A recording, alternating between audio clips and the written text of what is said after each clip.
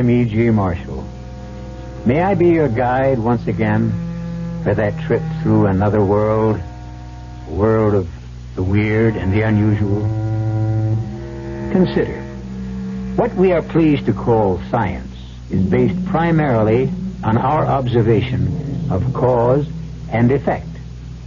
So, we say the rooster crows to herald the approach of dawn. But what does the rooster think? From his point of view, isn't he justified in believing that the sun rises because he commands it? In the final analysis, it all becomes a matter of perspective, doesn't it? Hello, darling. Hi. Dinner ready? Just about.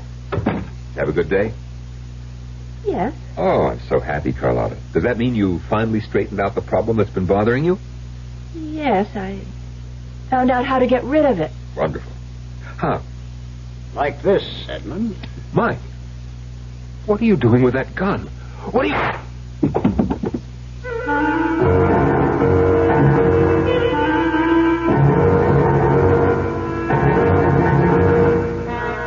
Our mystery drama, The Deadliest Favor, was written especially for the Mystery Theater by Sam Dan and stars Norman Rose and Marion Seldes. It is sponsored in part by Buick Motor Division and Anheuser-Busch Incorporated, Brewers of Budweiser. I'll be back shortly with Act One. Excuse me, sir, but do you know what happens this time of year? Right on, pal. I happen to know that right about now a freak blizzard falls on Dumont, New Jersey, and they're snowed in for the rest of the summer. Happens every year. No.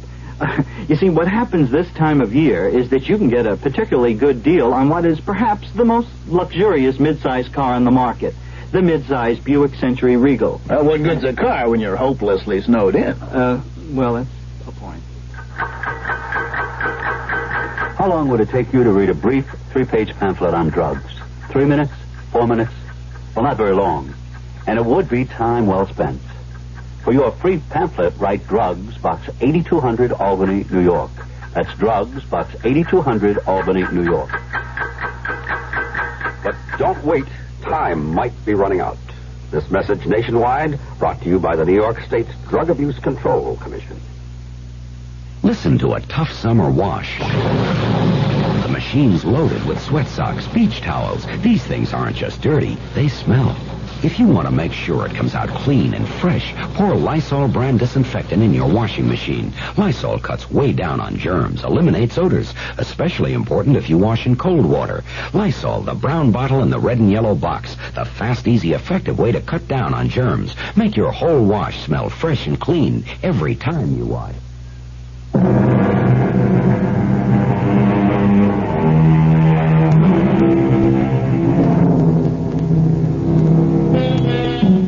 The poet said, "He that dies pays all his debts." And while this may be true, it is neither a practical nor a popular way to discharge one's obligations. And yet, how can we ever hope to pay the vast accumulation of debt that accrues during our lifetime? Well, this has nothing to do with money. We refer rather to the true obligations when we ask, can anyone live long enough to repay all the favors extended, all the kindnesses shown, all the comforting words spoken by friends and strangers? Rare is that fortunate man or woman whose account is not in arrears. The Prime Minister described the situation as one of the utmost gravity. And now, let us go to the West Coast, where they are having a fantastic premiere of that super-sensational million-dollar epic, Kiss of Blood. This is a premiere like they had in the good old days. Everybody who is anybody is here. Oh, yeah, that's a long way from here, Carlotta, baby. A long, long way. I made myself this bed. I'll just have to learn to like it. Live with it. Hello, darling. Hi. Anything exciting in the news? Man said there's going to be a war, I think. Well, that's not new. Hungry? Mm-hmm. Steak and salad, okay? Okay. You have a good work session? No. Oh, I'm sorry. What's the problem? I don't know. That first draft is due in 2 months, Edmund. I just can't seem to get it down. Well, why not? I can't concentrate. Up here? A million miles from no place. Maybe that's why. Well, but you were the one who wanted to get away from the hustle and the bustle and the hurly-burly. Believe me, I don't miss it. I'm happy to be up here. Then why can't you write? Because, well, Carlotta, because I've got a guilty conscience. I feel guilty about you. Me? Mm-hmm. See, I don't need people. I don't need parties, theater, opening nights. I don't either. But, Carlotta, you were always so... I was always... what? Always in the middle of it, in the middle of a whole world of excitement and glamour. No, darling. I wasn't in the middle of it. I was on the fringes. I was merely one of 2,470,000 aspiring young actresses. And that's just 1 year's crop. Yeah, but I have a feeling it must be so dull for you up here. Dull? I can read, I can paint. And I get the feeling that I'm dull, too. Edmund. No, dear, let me say this. I'm just a writer. Just a writer. You're the best... And I'm not even the kind of writer who gets his name in the paper. Well, not the part of the paper anybody bothers to read. Oh, darling, you mustn't run yourself down. My book, my latest book, what is it concerned with? You said you'd explain it to me. Well, in this book, I explore the pupal and the larval stages in the development of the caddis fly. Oh. Exactly. Oh. Oh, but I'm sure it must be very interesting. Really? To whom? Well, to those people who would be interested. Well, you find it exciting, don't you? Well, yes, because it is exciting. You see, Carlotta, the caddis fly encloses himself in what he thinks is a golden protective sheath. But in reality, it's his coffin. Ah, that sounds good. And the fish that prey upon him, they also meet their doom. That sounds even better. Because the fish, in their turn, are eaten by other predators. Well, you got plenty of action. And listen, the largest and most powerful predator is man. Consider how we, in our turn, are eaten. Not by stronger carnivorous, but by our own artificially induced anxieties and tensions. But that sounds great. Yeah. But it's not the kind of thing that'll head a bestseller list or get me on the talk shows. Is that what you want? No, but... But what? Well, I have an idea. It's what you would want. Edmund, I'm happy. I'm very happy. I've got you, and you're everything I could wish for. Come in. Oh, Sheriff. Afternoon, Mr. Churchill. Miss Churchill? Well, you're just in time for dinner, Sheriff. Well, thank you both very kindly, but I happen to be here in line of duty. Oh, you mean there's a possibility you may have to arrest me or Mr. Churchill? Or maybe both of us. No, I don't think so. What can we do for you, Sheriff? Well, now, Mr. Churchill, it's about an old friend of yours named Mike Perry. Mike Perry? The Mike Perry? Killer Mike Perry. He's a friend of yours, Edmund? That's what we've been told. Well, you learn something every day. After all these years, they finally did catch up with Killer Mike. They got him on a charge that can stick. And what does he go ahead and do? Smooth as you please, he just busts his way out of jail. And he's here? He's up here? Well, no, he probably ain't up here. Well, then why are you... The big city cops and the federals, they went and compiled this list of all his friends. You were one of his friends, Edmund. Well, 20 years ago, we went to school together. And that's what I mean. We've got to run down those leads. You seen him around here, Mr. Churchill? No, Sheriff. If you do, you'll get in touch. Certainly. Well, I just done my day's work. Drive 20 miles up to see the Churchills. Ask my 2 questions, and I'll drive 20 miles back to town. Well, I'm sorry I bothered you, folks. That's quite all right. Oh, drop in again anytime. Well, goodbye now, and have a nice evening. Oh, are you going to take part in the annual fly casting contest a week from Saturday, Mr. Churchill? You couldn't keep him away. Well, I almost won last year, remember? Well, Frank Miller over at the motel asked me to remind you. You haven't sent in your entry fee. It's got to be paid by tomorrow. Oh, right. Thank you. I'm not going to be disqualified on a technicality. Would you take the money to him, Sheriff? Oh, sure thing. Darling, do you have $5? Mm-hmm. It's gone up to 10 this year. We have twice as many prizes. Oh, well, here you are, Sheriff. Right. Well, let me know if you hear anything or see anything. Night. Good night. Edmund? This gang leader? This Mike Perry? How could he possibly have been a friend of yours? Well, we were roommates in college. No. He's an educated man, Carlotta. Then how could he... Rob? Kill? I don't know. And how could you associate with a gangster? Well, he wasn't a gangster in those days. Actually, he was a history major. Darling, do you know something? If this were a movie, that door would open right now. And he'd storm in here with a gun in his hand. No, he wouldn't do that. He'd knock on the door, and he'd politely ask permission to come in. And he'd say to me, "Well, Eddie, I'm here to collect." Collect? What? The debt I owe him. What? What do you owe him? Well, it's hard to say, Carlotta, on the face of it. I owe him $3,000. $3,000? $3,000 can mean a little or a lot. Depends on the situation. To me, it once meant life itself. But you never told me. It was tuition and living expenses for my senior year. There would be a job waiting for me in June. A job in research. A job I dreamed about. But I would need the degree.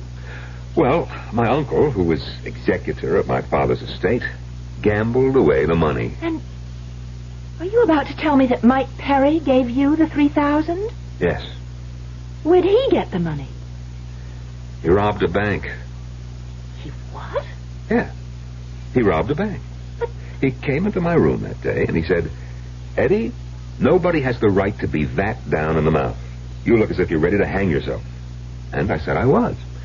And he said, "Kid, tomorrow morning, I'm going to lay that $3,000 right in your hot little hand."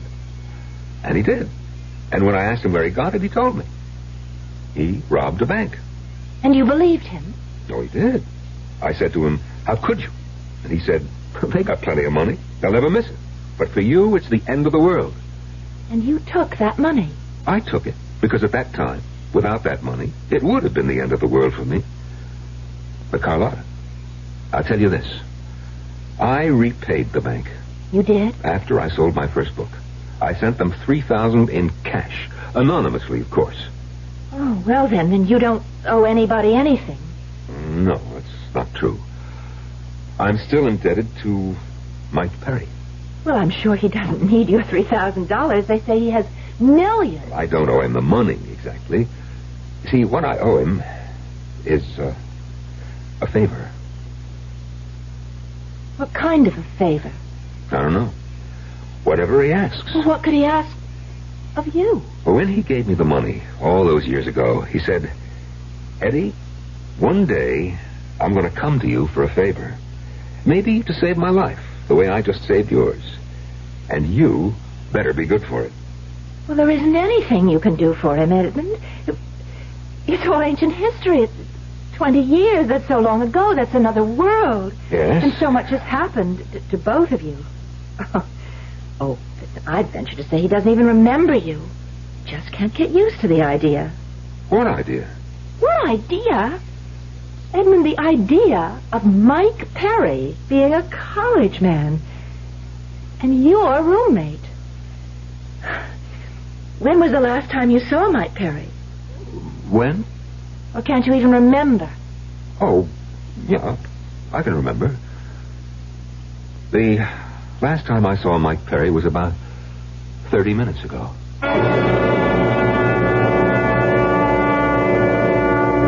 Look out for the quiet people.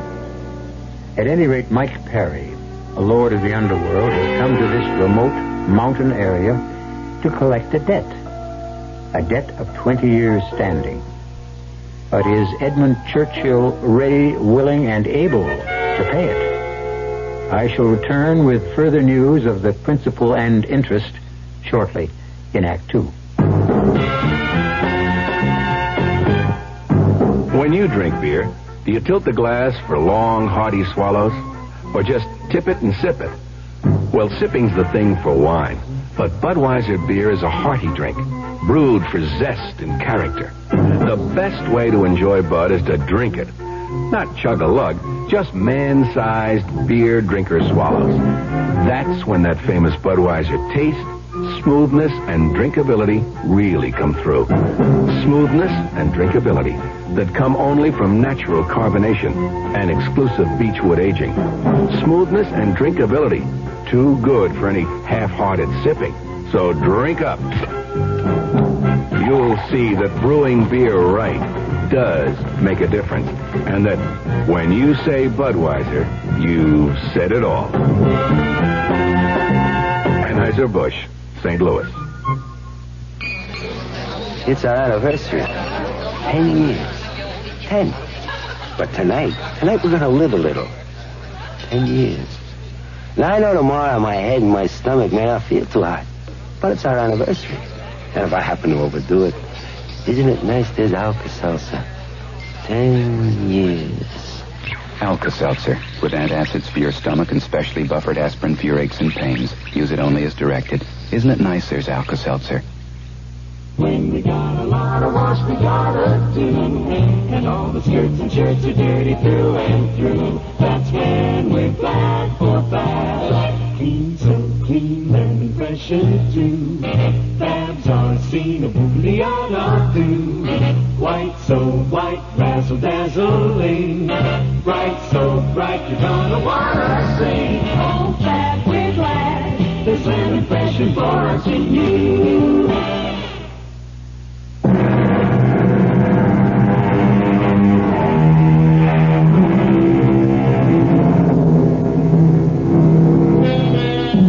Ladies, what do you know about your husbands?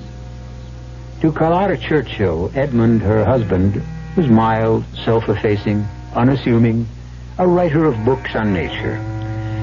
Now she has discovered that Edmund is providing refuge for Mike Perry, an underworld overlord who is a fugitive from justice. Why? Well, it seems the two men are old friends. He's here? Mike Perry is here? Yes, Carlotta. Where? In my studio, above the barn. Then you lied to Sheriff Parker. Yes. But, well, you and I were not... We're not what, Carlotta?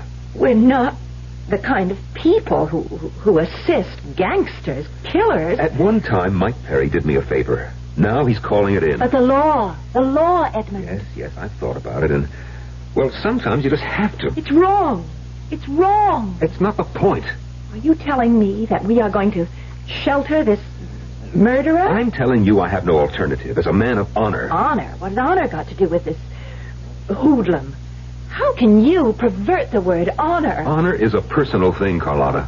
He's come here to destroy you. But I owe a debt to the roommate I had in my senior year. Now, please, Carlotta, try to understand.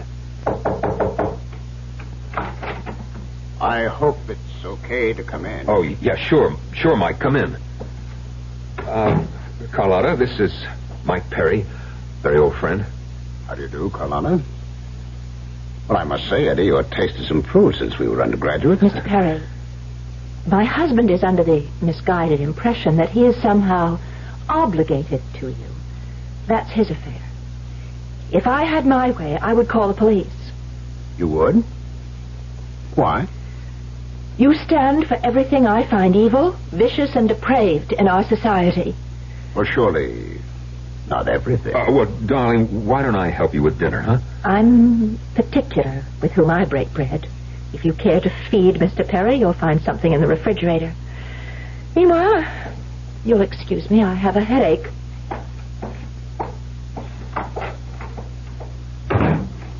You know, Eddie, I don't think she likes me.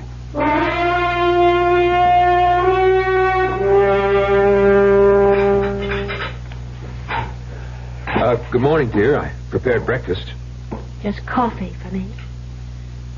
Where's the gangster chieftain? I put him in the spare room. Carlotta. Yes? Carlotta, there are certain laws that one does not violate. The law of hospitality. And it doesn't matter who a man is or what he does if he's a guest under your roof. He's a guest under your roof, Edmund, not mine. Good morning. Morning. Did you sleep well, Mike? I always sleep well. One might think you have a clear conscience. Like some breakfast? Oh, I can help myself, thank you. Oh, I've been up for hours. I did some pages. Now I'll cast a few flies, sharpen up for the tournament, and maybe catch a few rainbows for lunch. I'll see you both later. Well, alone at last. If you'll excuse me, Mr. Perry. Oh, no, don't go. If my presence is so distasteful, I'll leave the table and have breakfast later. Thank you. Tell me, Carlotta, why do you hate me? You flatter yourself. I have contempt for what you are. But hate, that's too important an emotion to squander. Well, I'll say this for you. You don't squander it. You invested very carefully. You lowered the boom on me last night. You said I was everything vile and evil and depraved. It's true. Well, it's immaterial. Those are only words, but I saw something that you didn't see when you said that about What me. do you think you saw? The flush in your cheeks, the fire in your eyes. Well, of course. I was angry. Yes, I know. But show me a person who really hates something or someone. I'll tell you why. They hate because they're afraid. Afraid of what? Of themselves. They instinctively know. They're fascinated by that something or that someone. Are you saying that I'm fascinated by you? Aren't you? No, don't answer that right now. Because you're probably not aware of it. Just yet. Hello? Morning, Miss Churchill. Oh, good morning, Sheriff. Mr. Churchill about? He's fishing. Is it important? Well, just tell him I gave Frank Miller his entry fee, and he's all set for the contest. Yes, I'll tell him. Oh, is there any news about the escaped gangster? Not a whisper. Although they do think he may be headed toward this part of the country. Oh? When it comes to hiding out, this is as good a place as any, and better than most. Keep an eye peeled, will you, Miss Churchill? Well, of course. Bye now. Goodbye. Thank you. For what? For not calling in the hounds. Had I told the sheriff you were here, I'm sure you would have killed me on the spot. That isn't true. You mean you're not capable of it? Oh, no. Of course I am. But there'd be no point to it. They'd have me. Where can I go in this wilderness? But how do you know I won't call him back? I know.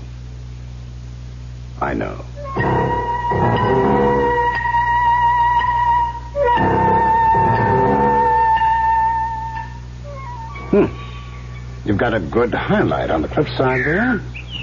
And your shadows are remarkable. What are you... What am I doing here? Well, I thought I'd take a walk. You're not a bad painter. What would you know about it? Oh, I'm quite a patron of the arts. Haven't you heard? Oh, I can imagine. No. People like the Medicis, the Borgias, they robbed and they killed. Yet they practically financed the Renaissance. You know, you have delusions of grandeur. Why did you quit? Quit what? The theater. I was never in the theater. Oh, that isn't true. I saw you in a play. It was 10 years ago. I'll never forget your performance. You have developed flattery into a fine art. It was a great performance. What happened? Nothing. Tell me the truth. I told you. Nothing happened. I had a bit part in an off-Broadway play. I had one scene, and I stole the show. The critics raved, and... and that was the end of it. It couldn't be. I never got another job. That's impossible. No, it's the way things can work out or not work out in the theater. So I decided to go back to school and get a degree and maybe teach. And you married your professor. That's right. And you've been miserable ever since. That's not true. Now, go ahead, tell me. Tell me you've been deliriously happy. Nobody is deliriously happy in this world. That's not true.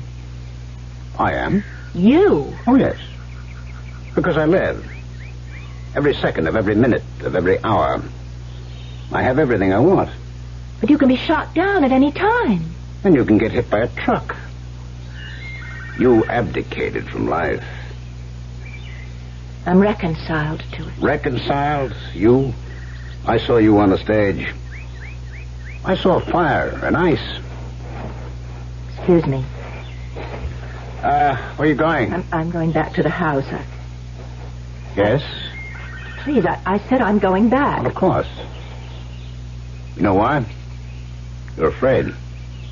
Afraid of what? Of this? Let go of me. Please let go. Oh, now, who are you kidding? Let... Oh. Now, I'll let you go. I despise you. Oh, sure.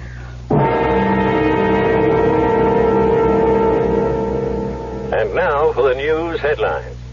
There is still no word on the whereabouts of Mike Perry, who escaped from federal custody in New York last Monday. It's believed he may be headed west. Little Dolly Prescott, the teenage sex queen, is suing... Not so good. Oh, they'll never think to look here, Eddie. You can't tell. Look, don't walk around in the open. They may be patrolling in helicopters. And how long shall we be honored with your company, Mr. Perry? Darling, Mike is welcome to stay as long as he likes. Well, until the heat's off. I see. You know, Mike, I don't believe it. What? Well, everything I read in the papers. You should always believe what you read in the papers, even if it isn't true. You never killed anybody. No one could ever prove I did. You are the same guy I went to school with. Sure? I mean it. Well, I don't know what's gotten into me, but I'm writing again. 26 pages yesterday, and 9 this morning already, and I'm going to get back to that typewriter. Will you both excuse me? Oh, sure. You know how it is when you're hot. See you good people at cocktail time. Well, I'll have to get out of here. Where will you go? Well, don't tell me you care. You know, I have an idea. There's going to be some heat here. It's time to make a move. The big one. Well, I'm prepared for it. I got the place all set up. There's only one thing missing. You know what that is? I'm not interested. Well, you should be. It concerns you. Listen, Mr. Perry, get this straight. Nothing you do concerns me. You're coming with me. Where? Ah, I caught you. Your instinctive reaction was not to say no, but where? We're leaving the country. What makes you think... I want you. And I get what I want. It's that simple. And besides, you want me. What gives you that idea? As of right now, you don't have the courage to take what you want. It's all right, I'll help you. And what makes you think I want you? You mean you want what you've got now? Eddie? This hermitage, a million miles from nowhere? I'm happy. Oh, yes. Doing what? Every year that goes by is wasted. Soon you'll be old. Too old. Where are you running to? You see, your problem is with timing. You quit the theater too soon. You stayed with Eddie too long. Make your move. Now. You'll never get another chance. Please keep away from me. Why? Because I'm right, huh? You know the poem? Full many a flower was made to blush unseen and waste its fragrance on the desert air. Don't waste the fragrance, baby. Don't. Mike,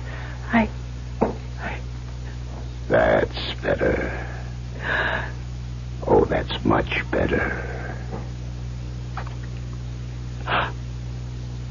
What about Eddie? Eddie? Oh, we'll take care of Eddie. What are you saying, Mike? I'm saying we'll just let things work out. No. Don't move.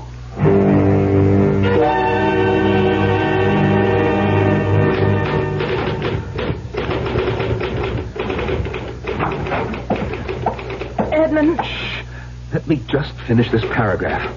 I know just how I want to say this, and if I stop, Carlotta, what did you do? I want you to listen to me. You could have torn that paper. Edmund, please. Please, I beg of you. Pick up that phone right now. Why? Do it. All right. Now, when the operator comes on, ask her to give you the sheriff's office and tell Sheriff Parker that Mike Perry is here. Carlotta, how can you ask me? I won't ask you again. I should hope not. I won't have the strength. You know, I don't understand you at all. Please call, please, before it's too late. Too late for what? Too late for what? Nothing. Nothing. You mean you became so excited over nothing? I tried. Oh, Edmund, I tried. Whatever happened, at least I did try.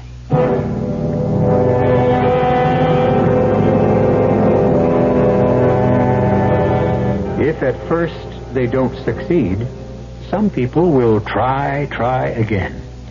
On the other hand, there are others who quit. And there's a lot to be said for both points of view. Will she try again to convince Edmund?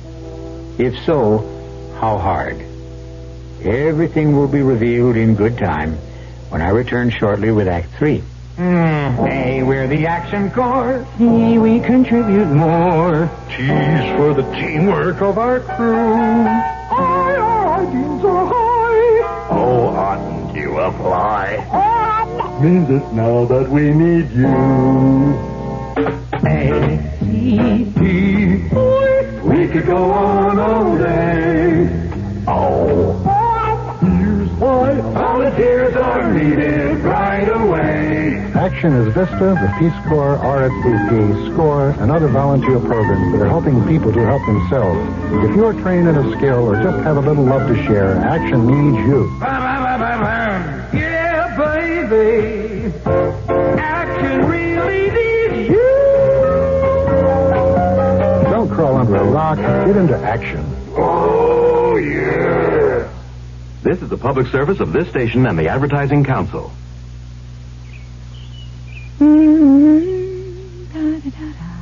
Hey, well, what are you doing? Just putting in my 2 cents worth. Oh, come on, honey. That's my fabulous one and only charcoal broiled burger recipe you're fooling with. I know, but I had to put in my 2 cents worth. 2 cents worth of what? Accent flavor enhancer, dear. And why, may I ask, did you do that? Because Accent Flavor Enhancer helps us get all the good natural flavor we paid for, and all it takes is 2 cents worth per pound meat. Been using it for years. You know, with the price of meat today, I'd be glad to pay an extra 2 cents to make sure I got the best flavor I could get. Honey, thanks for putting in your 2 cents worth.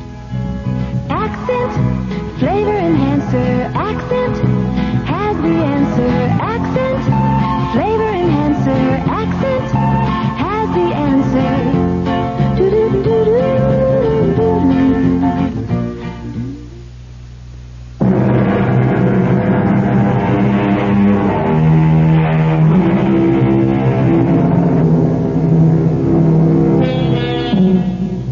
Friendship can form the strangest pairs. And one of these is Edmund Churchill, a writer of nature books, and Mike Perry, a notorious gangster. Right now, Mike is hiding out in Edmund's secluded mountain home. And far from being bored by the solitude, he is quite happy. Why not? Edmund has a lovely young wife.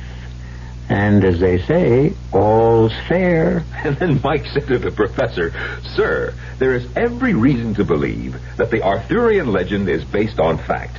Furthermore, I must have been a bore in those days. Wait. What is it?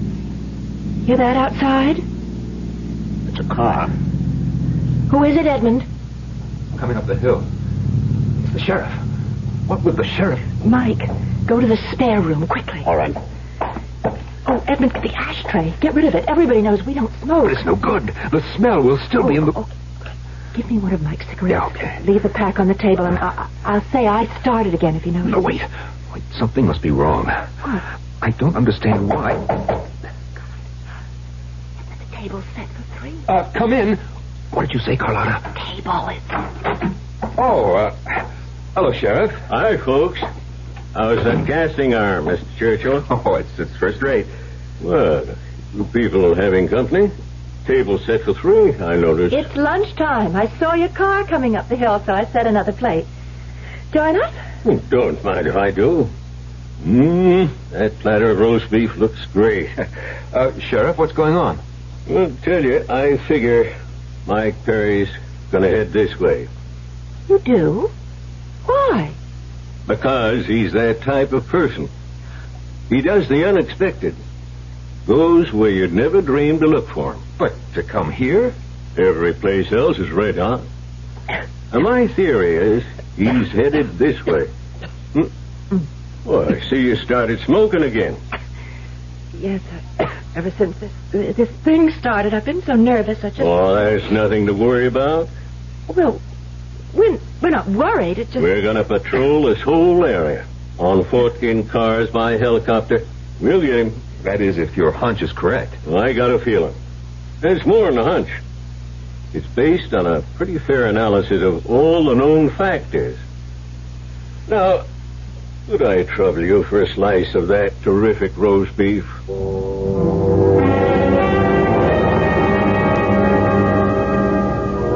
Morning, Carlotta. You slept late. Where's Eddie? Oh, fishing. That's become a big thing with him. He's got the contest coming up on Saturday. We have to get out of here. Mike. I don't like that sheriff. Oh, he's just... Just what? A hick constable? Don't sell him short. He makes smart moves.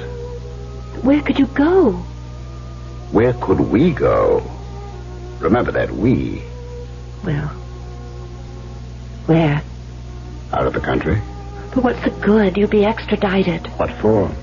Well, for... I'm not wanted for crimes like murder. All I have on me is income taxes. Maybe embezzlement. There are plenty of places where they can't extradite you. But... Come with me. But... Edmund. I said we take care of Edmund. No. Carlotta, come into a new world. The world of the people who have power.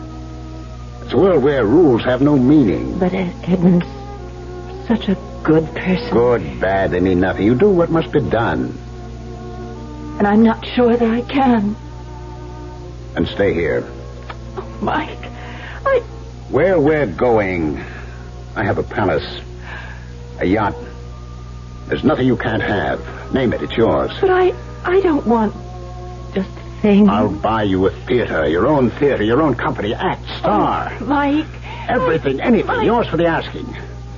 This is my world. I want to share it with you. But what's supposed to happen to Edmund? Edmund must be taken care of. You mean killed? There's nothing personal involved. I even like Eddie. No. There's no other way. When he finds out we're gone, he calls the sheriff. Now, look, I've been told there's only one road out of these mountains. Yes, it leads right through the main street of Council Forks, 20 miles from here. Well, we'll have to chance it. No, it's dangerous. At night, late. I'll wear a hat. I do look a little like Eddie. We'll be moving pretty quickly. Yes, we'll go as soon as it gets dark. The stores will be closed. No one will be on the streets. But Mike, it's still a 3-hour drive through these hills before we get to the turnpike. Suppose the sheriff should call here. He won't. Oh, how can you be sure? Call him. And here's what to tell him.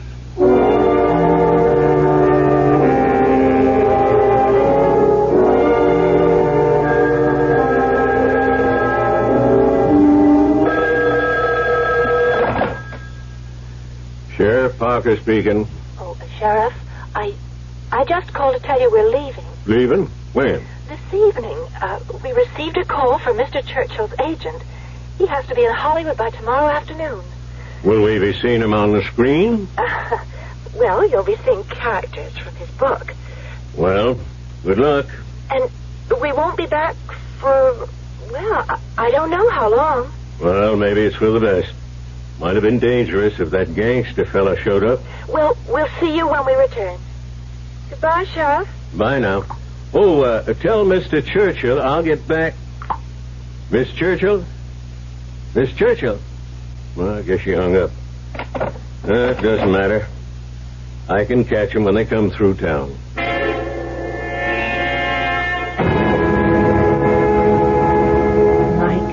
Mike, You what?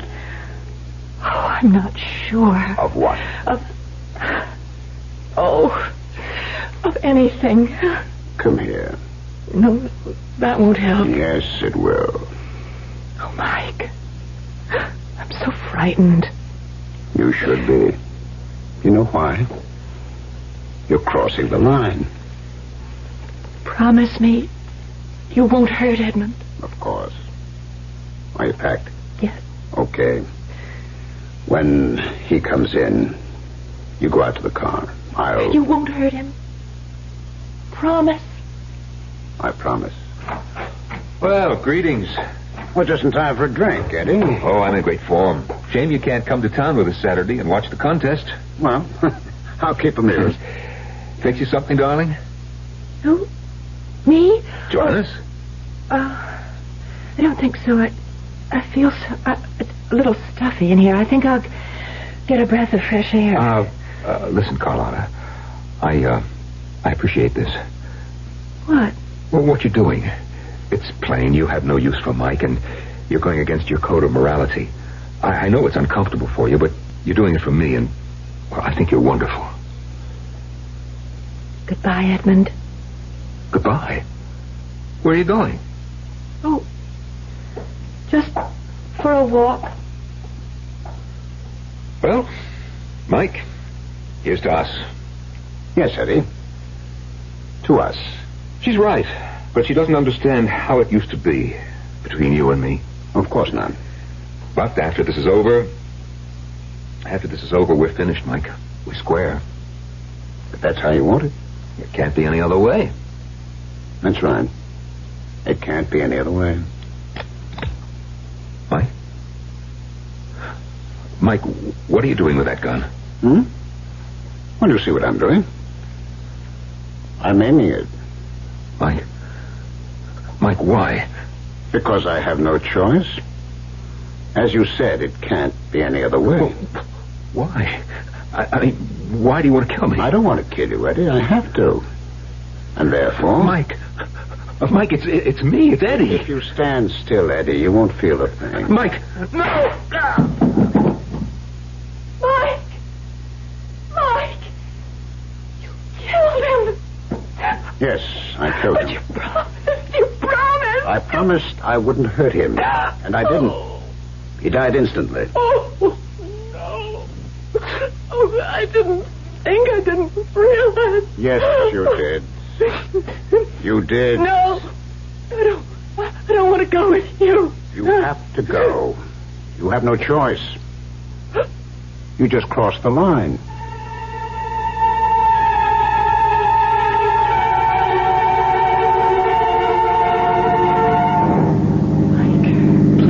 Hold me close. Now, dear, I have to drive with two hands, especially when we go through town. Oh, slow down. The local cops love to pick up people for speeding. Not much of a town. Well, we chose the right hour.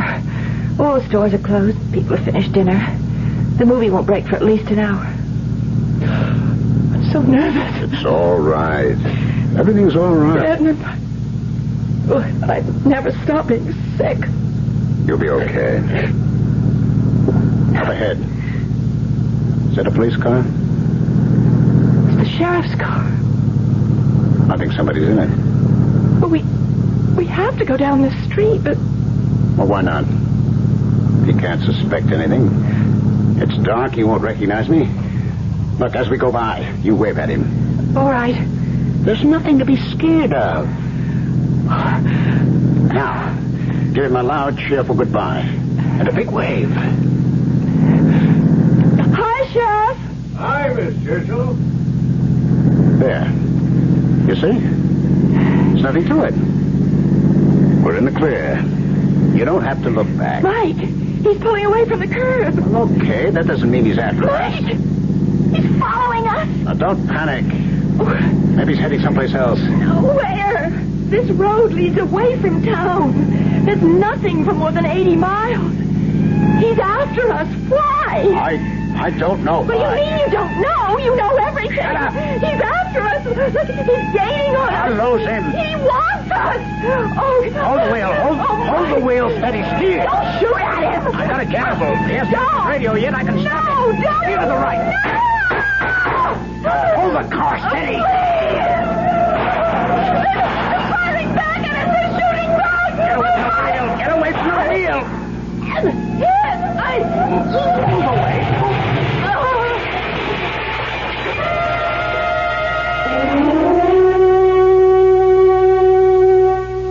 And I have with me here a man who captured the fugitive gangster Mike Perry, our own Sheriff Pete Parker. Sheriff, what's the story?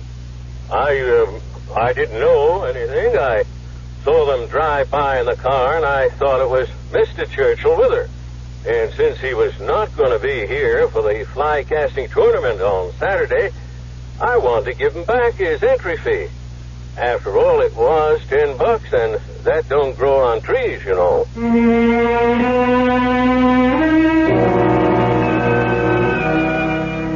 Of course not. But that $10 discharged the debt.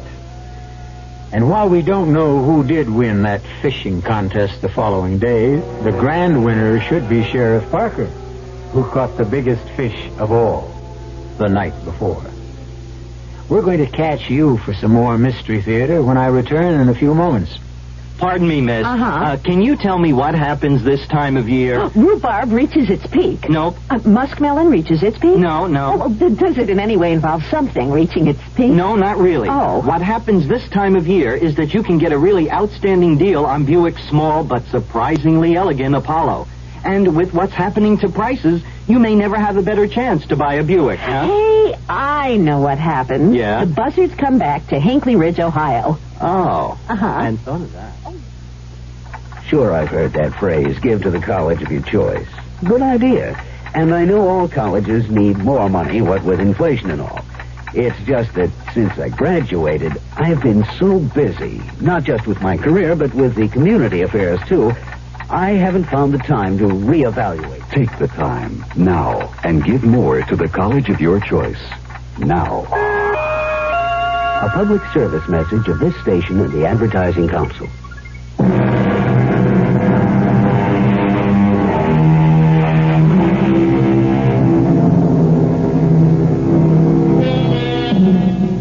Certain emotions slumber inside each of us. We lead lives that may have nothing to do with our true desires. And then one day, a Mike Perry can arrive to awaken a Carlotta Churchill. Well, we certainly hope there are no Carlottas among our listeners. And if any of you are even contemplating a Carlotta-like move, tune us in instead. You'll get all the vicarious enjoyment with none of the actual penalties. Our cast included Marion Seldes, Norman Rose, Ralph Bell, and Dan Ocko. The entire production was under the direction of Hyman Brown. Now, a preview of our next tale. What's a young guy like you doing with all white hair? I swapped for it, Mr. Halpert. I can swap anything I got for anything you've got. And what you got is plenty of money. And years, kid. Too many years. I'll take them off your back. You just say yes. That's all you have to do. Okay. That's enough. Beat it. Look, you gotta believe me, Mr. Halpert. Give me a chance to prove it. You don't have to pay me off until it works. I mean, what would you give to be 26 years old again? $1 million, kid. That's what I'd give. What kind of pills you peddling? Would you give me $1 million? Just like that? Just say yes, Mr. Halpert. The rest is easy. Only don't try double-crossing me, because once we make the swap, it's final. I get the $1 million, you get to be 26. Is that a deal? Sure. It's a deal. Radio Mystery Theater was sponsored in part by Anheuser-Busch Incorporated, Brewers of Budweiser, and Buick Motor Division. This is E.G. Marshall inviting you to return to our Mystery Theater for another adventure in the macabre. Until next time, pleasant dreams.